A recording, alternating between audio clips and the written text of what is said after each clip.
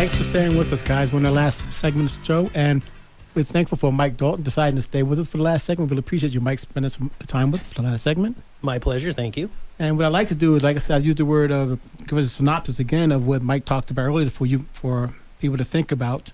First thing is use antivirus. Try not to use a password. Use a passphrase that's unique to you, and believe in the dual verification. It is all for your good. Right? You know, another thing that we mentioned was that you don't have to be scared of all of this. You don't have to be, overly concerned. You just need to be aware, alert, and you need to pay attention when things don't look right. And ask questions. Always bring your real estate agent into the conversation. So if you're not sure who the person is that you're talking to, then just call your agent. That's probably the best thing you can do, and have them verify as well. If someone's asking you for personal information, the title company does need your social security number. Yes. And they do need to know where you bank.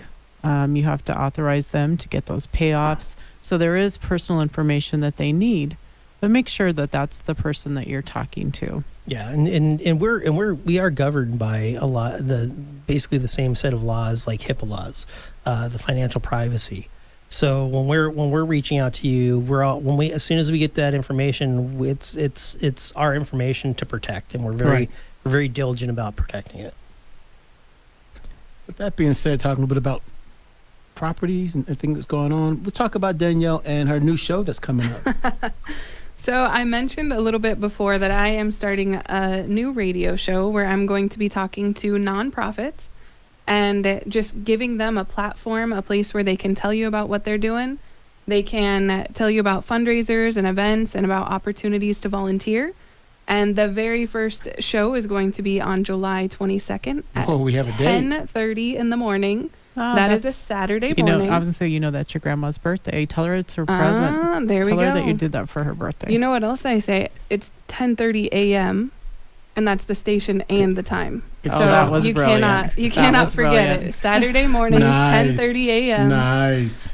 I will be here. It'll be a really cool thing to be able to help out some nonprofits and to really get the word out about some of the really cool things that are happening in Tucson. And we do appreciate people that are contributing to the community that way. I know, Mike, you've been involved with nonprofits as well, haven't you? Oh, yeah.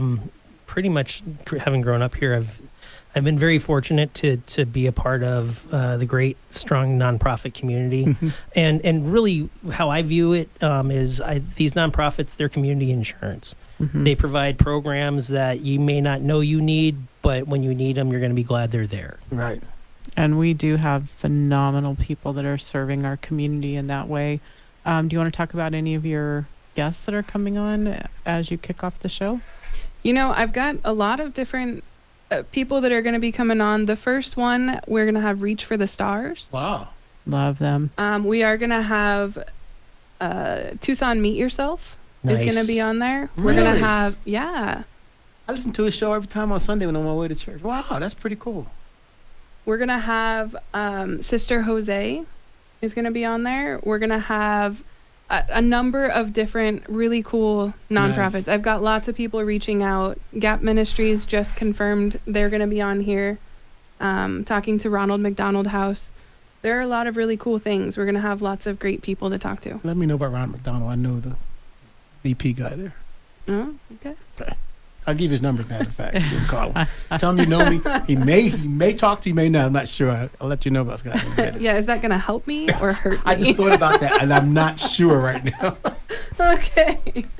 Hey, Sandra, I thought that you went somewhere the last couple of days want to talk about. We actually just spent the last couple of days at White Stallion Ranch, and we just wanted to say if it's a Tucson treasure that I didn't even know about. Oh, it's awesome. Yeah. What took you there? Well, the owner, Russell, I just happened to get to know him and had a chance to head out to the property, and it is breathtaking. Mm-hmm. And if you get a chance to talk to Russell, it's pretty internationally known. Yes. And one of his more famous guests has been actually Tom Hanks and Rita Wilson. A couple years ago, they stayed out at the ranch, and I don't want to steal Russell's thunder. He's got a great story about them staying out there and how great they were with their staff out there. But it's tucked away. It's tucked away. But if you needed to go to town, you're not that far away. No. But you just don't feel like it while you're there. Do you really want to leave? We were like, oh, great, Safeway is not that far. It's probably like 10 minutes. We'll just run to Safeway if we need anything. And then we got there and said, why would we ever want to leave? Yeah. I mean, honestly, why would we go to Safeway? There's nothing that we would want. They have some great things for you to do I think, to bring up that cowboy image and stuff. I love the fact is that I went out there and for the first time got a chance to shoot some 45s and hear the stories about how the 45 came about. But before the cowboy days and how it came around, and I got to shoot a Winchester rifle that he talked about. I mean, they have some great history to tell you about the great things that were going on in and out of Tucson, who came in Tucson, who wasn't. So it was pretty cool. I enjoyed it. Everything comes with a kind of little history on it, and it's great. And they have a little pony ride. And they say pony, but that was a horse. It was a pony ride, but it was on a horse. Let me tell you what, that was no pony. So she sat there and rode around for a little bit. Man, you couldn't tell her that she wasn't in there riding a horse. It was just so exciting. And they have a little rodeo scenery. Sit back and have a little rodeo and talked about the rodeos and what different things that the rodeo people have to do to qualify to be on a rodeo. And it gave you some really good information. I would recommend going there before you go to the rodeo that comes in April. And you'll understand why these rodeo wranglers are so awesome. They're great people. Because they don't do it for the money. They do it for the love of the rodeo. And most of them guys have jobs and stuff. All the things they told us about are just so amazing that I truly, truly fell in love with the rodeo. I'm like, what? This is a great thing to sit there and watch. It really was. I loved all the history and the history about cattle and